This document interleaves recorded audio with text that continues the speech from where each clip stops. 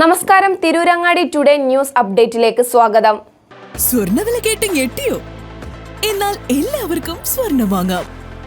Thooba jewellery അവതരിപ്പിക്കുന്നു light weight കളക്ഷനുകൾ, അതിമനോഹരമായ ഡിസൈനുകൾ, 1 ഗ്രാം മുതൽ നെക്ലസുകൾ, ബ്രേസ്ലെറ്റുകൾ, റിങ്ങുകൾ, മിതമായ പണിക്കൂലിയും ആയുഷ്കാല മെയിന്റനൻസ് സപ്പോർട്ടും. ഇനി എന്തിനു സ്വർണ്ണം വാങ്ങാൻ കാത്തിരിക്കണം? ചെമ്മാട് തൂബ ജ്വല്ലറിയുടെ ഷോറൂം ഉടൻ സന്ദർശിക്കൂ. വാർത്തകൾ വിശദമായി. ഹോസ്റ്റൽ കെട്ടിടത്തിന്റെ മുകളിൽ നിന്ന് വീണ് പരിക്കേറ്റ നഴ്സിംഗ് വിദ്യാർത്ഥിനി മരിച്ചു. ചുട്ടിപ്പാറ ഗവൺമെന്റ് നഴ്സിംഗ് കോളേജിലെ 4ാം വർഷ വിദ്യാർത്ഥിനി തിരുവനന്തപുരം അയിരൂർപ്പാറ രാമത്തുപൊയ്ക ശിവം വീട്ടിൽ സജീവ് രാധാരമണി ദമ്പതികളുടെ മകൾ അമ്മു സജീവാണ് മരിച്ചത്. പത്തനംതിട്ട താഴെ വെട്ടിപ്പുറത്തെ ഹോസ്റ്റൽ വളപ്പിൽ ഇന്നലെ വൈകുന്നേരം 4:50 സംഭവം.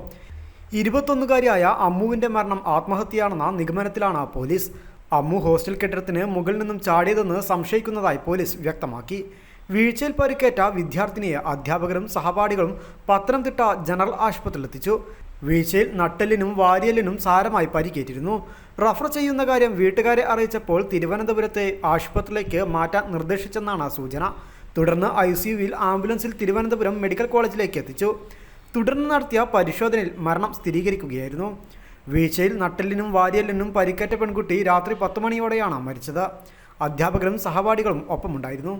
കോളേജിൽ നിന്ന് തിരികെ എത്തിയതിന് പിന്നാലെ എന്താണ് സംഭവിച്ചതെന്ന് അറിയില്ലെന്ന് ഹോസ്റ്റൽ വാർഡൻ പറയുന്നു. 4 വർഷമായി അമ്മു ഹോസ്റ്റലിൽ താമസിക്കുന്നുവെന്നും വളരെ ശാന്ത സ്വഭാവക്കാരിയായ പെൺകുട്ടിയായിരുന്നുവെന്നും ഹോസ്റ്റൽ വാർഡൻ പറഞ്ഞു. തിരുവനന്തപുരം മെഡിക്കൽ കോളേജ് ആശുപത്രിയിൽ വെച്ചാണ് പോസ്റ്റ്മോർട്ടം നടപടികൾ. അഖിൽ സജീവാണ് സഹോദരൻ. News desk, Tirurangadi today.